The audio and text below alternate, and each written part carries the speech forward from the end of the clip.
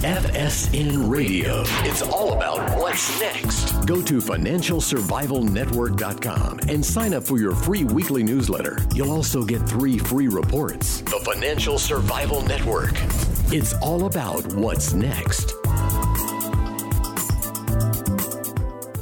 Welcome, and you are listening to the Financial Survival Network. It's December 26th, 2017. You know what that means? Only 5 more days left of an amazing year. Amazing in so many ways for so many of you out there. And I think it's almost as if the country has woken up from a funk, a deep sleep, a real shroud or cloud has perhaps been lifted from the country. Hey, don't forget, get involved with the show. It's your show too. Email me, kl@kerrylutz.com, or Twitter us at @KerryLutz. So question is, country is emerging from a deep sleep or a funk, whatever you want to call it. Hey, does the tax bill really help? Or is the tax bill just a PR stunt? Trump is so good at these PR stunts. Well, here to help clarify these issues and give you an understanding is our good friend Gerard Lameiro, author, philosopher, economist, and author of More Good News or More Great News for America. Find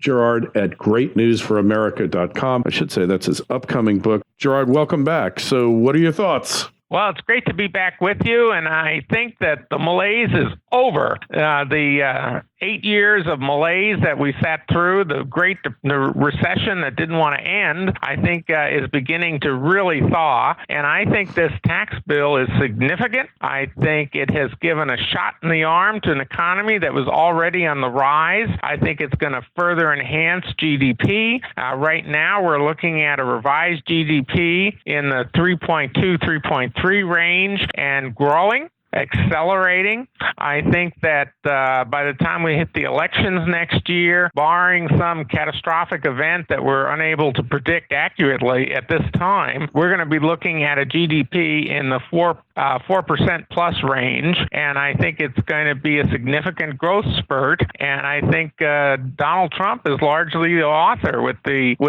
4-point pro-growth policy: change the taxes, change the spending, change the regulations, and make sure you got a decent monetary policy. He's working on them all. I don't think he's got everything exactly right, but I'll tell you, he's done a lot of right things, and I think he continues to improve. Well, that's a mouthful. So where do we start? But I thought passing of the tax bill was Armageddon. It's the end of the end. I mean, this is what Nancy Pelosi would have you believe. Where is she wrong, Gerard? Where is she right? Nowhere. She is really out to lunch. The folks do not understand economics. We've known that for a long time. Instead of being Armageddon, this is the beginning of a new growth spurt. It's a new era in which the economy is freer. People feel freer. The corporations, seeing a drop from 35% down to 21%, are rethinking their strategies, rethinking their plans. A lot of them are giving out $1,000 bonuses, as you know, to hundreds of thousands of employees. A lot of companies are saying they will now raise their minimum wage for the lower rung jobs to $15 an hour. So you don't need to legislate $15 an hour. If the companies feel like they can afford it and make money with it, they'll run with it on their own. So we're seeing even that tier getting a real boost. And you go through the limits, the different things, the Made in America innovation, R&D tax credit, for example, all sorts of things that eliminate incentives for corporations to move overseas, to move R&D overseas, to move headquarters overseas, to move jobs overseas. Those former incentives are being whittled away. So just across the board, there are just lots of opportunities for growth. And I think money in the pockets in the hands of consumers and money in the treasuries of corporations allow them to invest. So we have a lot of reasons to see money going instead of to the federal government for wasteful programs that accomplish nothing, and we can name lots of them if you like. Oh, sure. But instead, the money is going back to the people. And in the private sector, I believe and have believed for a long time the velocity of money is a lot stronger. All right. So let's look at this. You said a lot there. Two things I would question, not take issue with. I have my own personal belief about it. But number one, the stock market. So much of the psychological boost that we've seen in the country has to do with ever rising stock prices. And you know that, Gerard, from past experience, from history, this can be quite ephemeral. So what happens if the stock market takes a 40% hit? Is it still happy days are here again? Well, let me tell you this.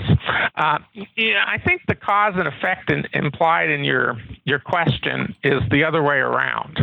People aren't thrilled because the stock market went up. The stock market went up because it's smart. And I always believe that people who invest in the stock market, even small time investors, not just the big guys, but even just regular Main Street investors, are voting with their dollars because they see good things coming. In other words, they're voting with their dollars because they see stocks going up. And I think, sure, enthusiasm feeds on enthusiasm, but the reason for the stock market going up was because people saw what was going to happen. They believed Trump was going to accomplish some of the things he set out to accomplish. And he is, going right ahead with his agenda, more so than most politicians do. So I think it's going in the forward direction. Now, what's going to happen if there's a crash? I don't think you're going to see a big correction anytime soon. Now, can it happen? Yeah, there are certain things that can happen that could generate a correction. But I think if there is a correction, I think it'll be a short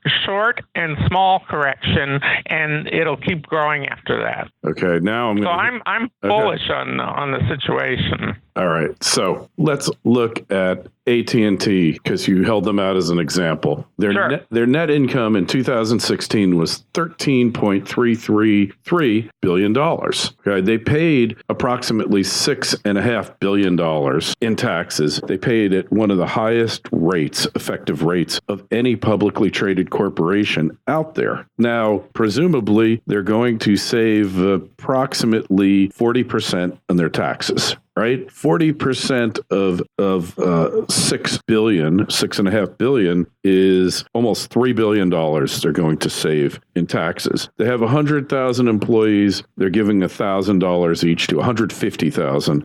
Actually, 200,000. I take it back. My mistake. 200,000. Yeah. So they're giving out a whopping $200 million of $3.5 billion or $3 billion that they're going to be saving. Is that really meaningful here? I mean, they're just giving them crumbs, aren't they? Well, I'll tell you, the 200,000 people who are getting an extra 1,000, it's money in the bank. They can go spend it, put it on a down payment on a new car, buy a refrigerator, something like that. But let me also add something you might have kind of went by quickly, and that is the fact that AT&T also announced that they would invest $1 billion extra in the American economy in 2018. Now, that billion is a little more substantial than the $200 million in bonuses. It's substantial, and it'll have an impact. It's going to create jobs. It's going to create a lot of spinoff money because, again, I think the velocity of money in the private sector is much higher than in the public sector, and we're going to see a lot of benefits from just that alone. And there are quite a few others. Comcast has announced $50 billion investment over a longer period of time, not just 1 year, but $50 billion is $50 billion. You know, remember Senator Dirksen years ago used to say $1 billion here and $1 billion there, and sooner or later it adds up to a lot of money. Yeah, pretty soon you're talking about real money. Hey, no, That's right. I'm playing devil's advocate here to some extent, but and let's not forget, AT&T is attempting to acquire Time Warner Cable, which just happens to own CNN and just happens to be in the midst of an antitrust action with the Trump administration. And the action itself, hey, look, I hate CNN for a lot of reasons, having nothing to do with Trump. But the fact of the matter is, they're just trying to curry favor with the administration, throwing a crumb to their employees, and they have a right to do whatever they want. But, basically the Trump Justice Department said to them, hey, you can buy Time Warner, just get rid of CNN. And they had a meltdown over this. My point is, look, when you're making an extra $2.5 billion, $3 billion, give them $2,500. I mean, it's not my business what they do with the money. But if they went and then bought back shares, isn't that an abuse of the whole thing, Gerard? Well, I'll tell you, if these are the only folks who did it. This was the only corporation that made this kind of announcement. We could say that it was political, and it might have been motivated to help get a more favorable reading on something from the federal government. You mentioned a potential merger. I would say that this is characteristic of the size and scope of what corporate boardrooms are saying is appropriate given the tax cut. Now, you don't spend all your money when you get a windfall. I mean, some people do, and that's why they don't hold on to their money very long in that. But what they've done is take a reasonable amount of money where they can have a reasonable impact, make a statement of it to their employees and to their stakeholders, and they're doing that. And I do not think it's out of line with what other corporate boards are doing. And I think they're going to continue. We're going to see this going on, this tax cut effect, for the next 6 months. And I think we're going to continue to see these kinds, at these levels, this scope, these amounts are very reasonable. And I think we should expect this kind of, we should expect this from these corporate boards.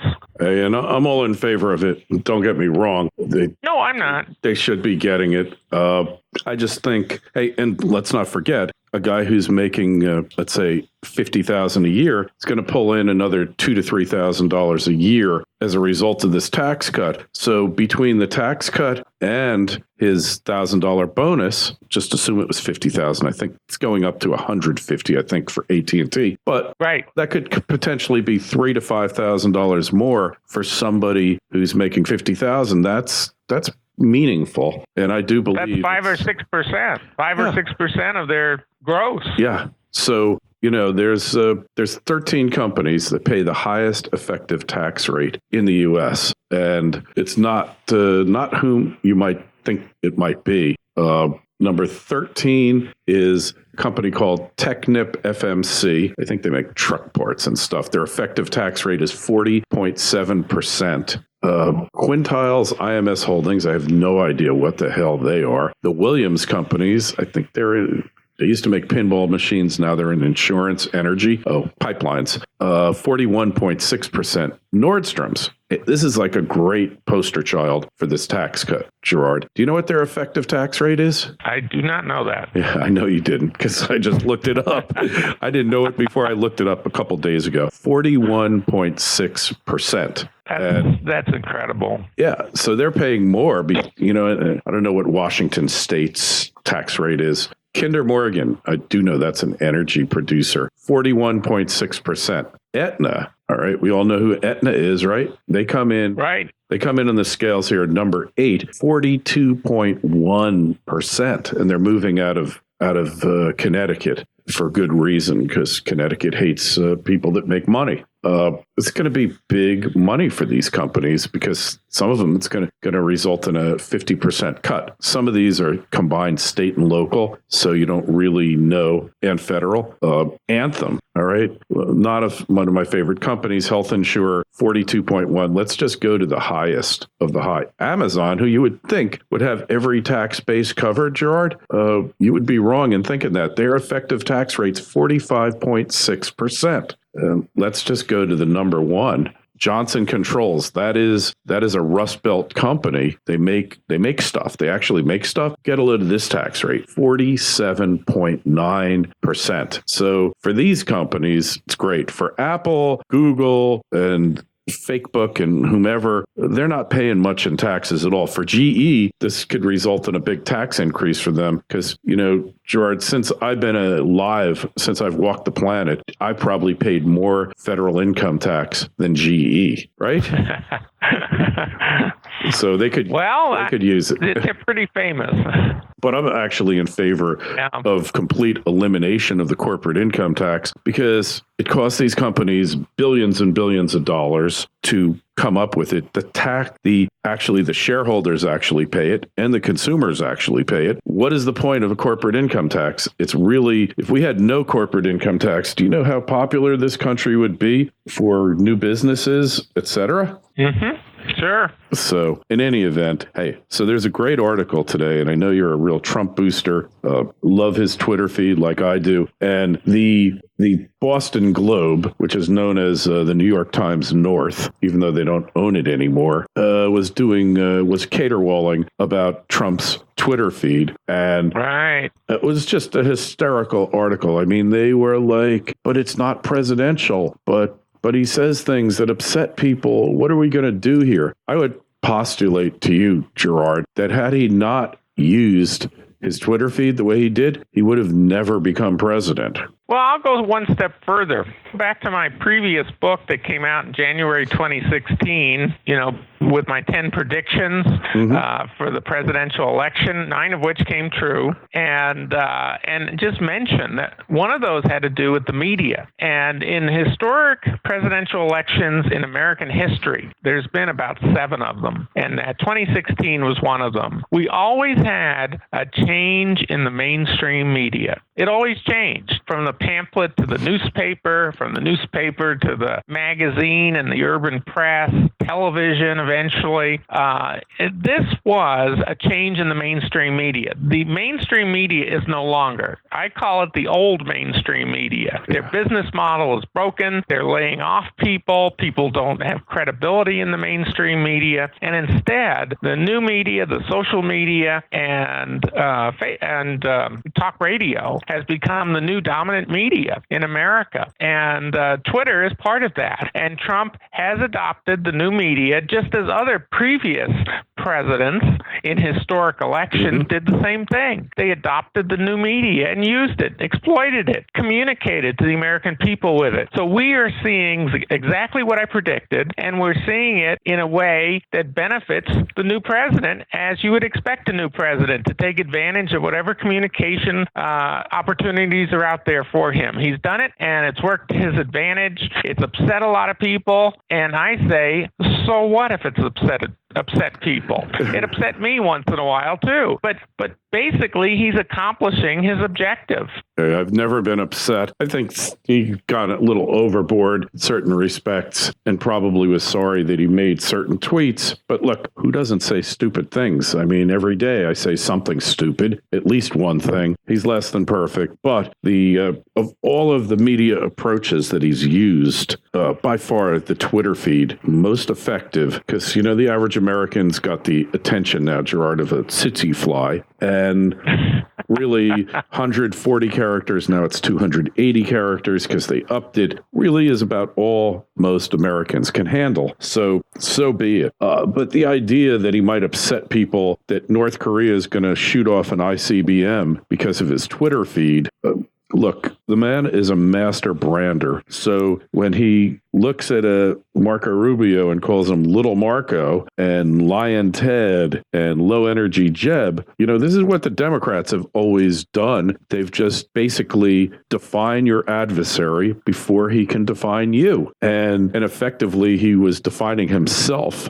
at the same time that he defined them. And that was what people really went for. Yeah, absolutely. And how about Crooked Hillary? That was a famous one too. We'll never forget Crooked Hillary. Exactly. Yeah. So I actually, his Twitter has worked to his advantage. I think it's promoted his agenda, and I think he's systematically implementing his agenda, asking Congress to do certain things, challenging them to do other things, and doing an awful lot on his own through his administration.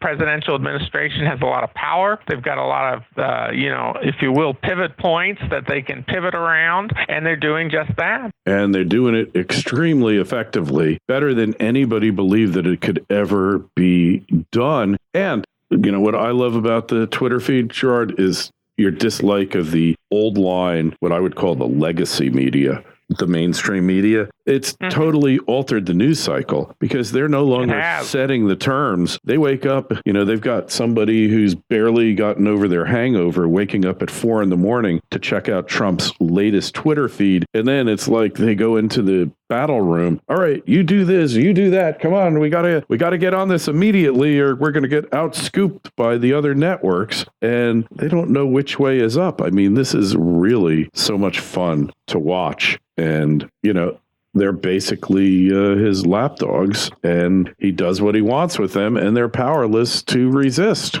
Yeah. And by the way, speaking of Trump and his actions, take a look at the UN. They voted against him, regarding the Jerusalem decision. And here he is. He withdraws $285 million from their budget. Talk about taking quick action.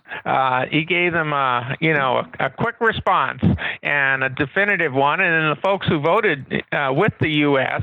and that they're invited to a cocktail party.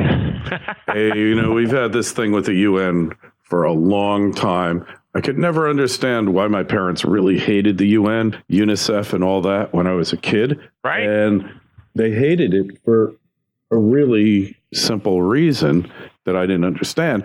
It's that the UN was stoking the Palestine populace against Israel going back 50 years here when they first came up with that orange box, Gerard. They've always been anti-U.S. and always mobilized the anti-Israeli sentiment.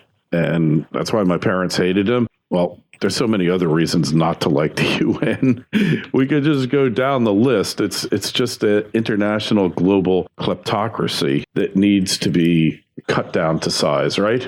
So Trump took some action right away. I mean, they can feel that one in their pocketbooks, $285 million. Yeah. Well, maybe now they'll be a little more careful with the money that they waste, right? Yes, they're going to have to be. They've got less of it to waste because he just took a chunk out of their budget for next year. Yeah, didn't he?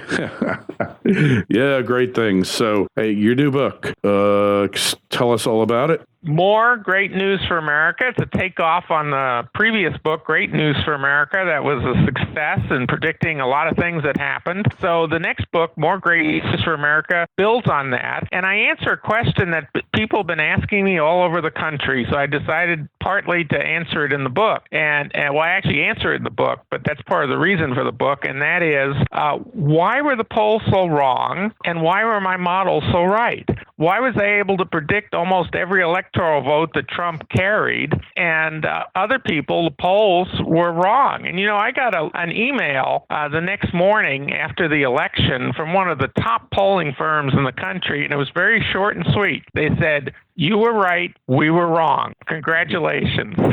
Yeah. Hey. And so people ask me why, and so I wanted to give people information. So that's one thing in the book. That's the first part of the book, and then I go into the current trends that are shaping our political future for the next few years. I go into those trends because the trends help to build those models before, and they're helping to build the models now. And then I go into specific predictions that I make for the next few years politically. What's going to happen with one issue after another? So I go through some really interesting things.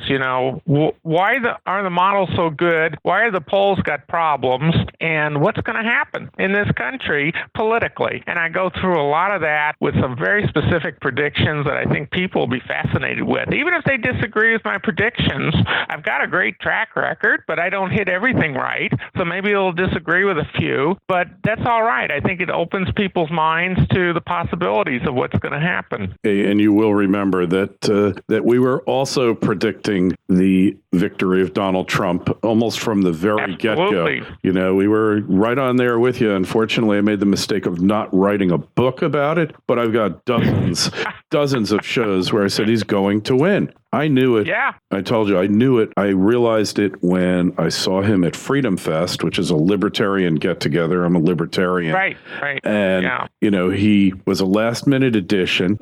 Mark Skousen hated him, said he was a xenophobe. And yet, 2,500 libertarians got to their feet and actually gave him a standing ovation that I had never seen anybody at this thing get. I knew it then because I knew what people wanted wasn't ideology. What you wanted was leadership. And we haven't had leadership in this country going back to Ronald Reagan. None of these guys have been serious about being leaders. And it's distressing, but it's true. Yeah, in the corporate world, where I have done consulting in that, I talk about the difference between leaders and managers. We had a lot of manager presidents who basically managed the administration, that sort of thing. But they weren't really leading the country the way Donald Trump is. Hey, and you know what they call that in the armed services? They call that management without leadership. If you don't lead your people,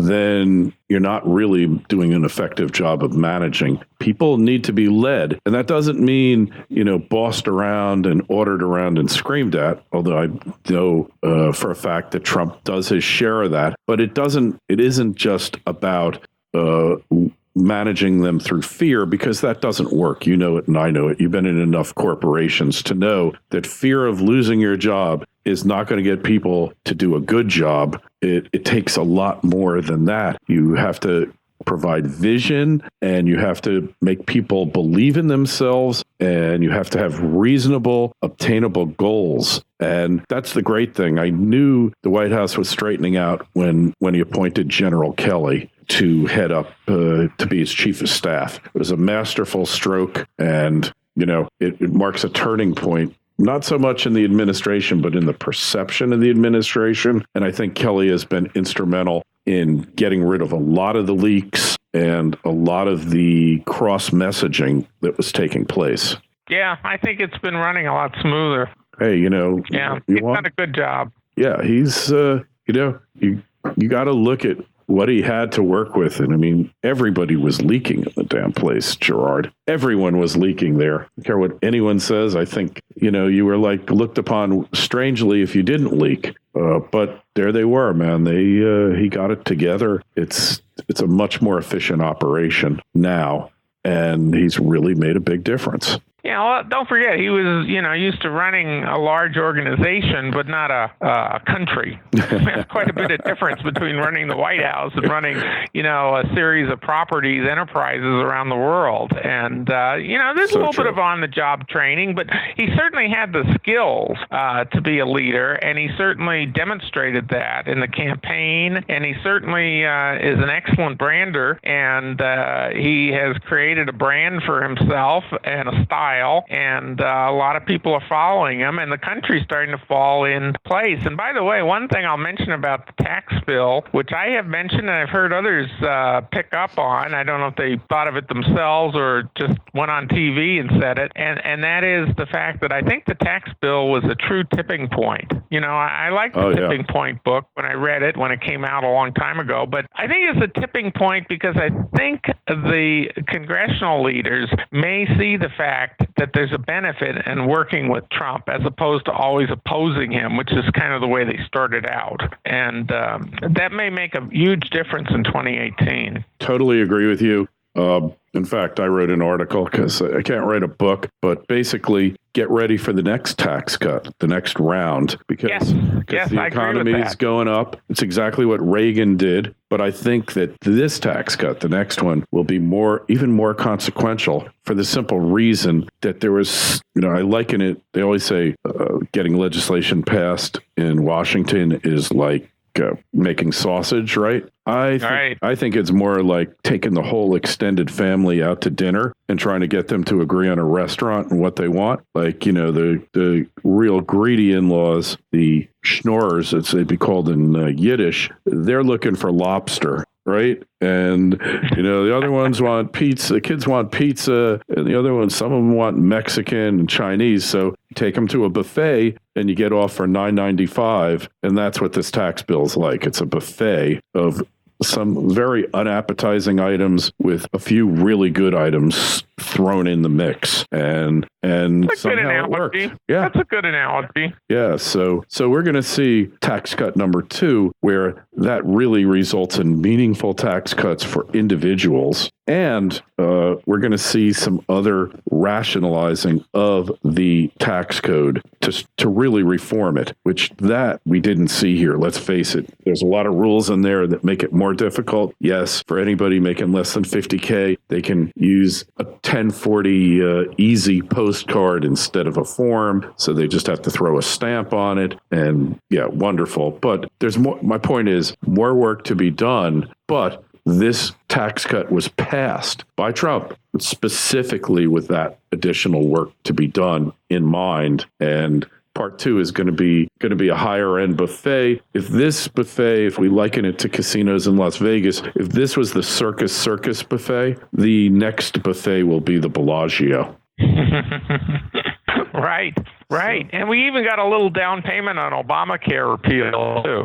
And that is consequential because that is a real freedom booster. Right? Yes. And we got the individual mandate tax penalty eliminated. We also, just one other thing, too, I'll throw in, we got exploration privileges in ANWR, which is going to have the effect of bringing about another $1 billion of oil revenue, tax revenues into the government, as well as a lot of jobs all up and down the supply chain for energy exploration down to the gas pump, so to speak. Well, that was a tribute to Linda Murkowski to get her vote from Alaska, senator from Alaska. Whatever it takes sometimes, you want to make an omelet, you got to break some eggs, as long as it doesn't do more harm than good, and you wind up accomplishing your goal, then who can really argue with it, Gerard? Yeah, absolutely. So I think that's another plus right there, ANWR. Yeah.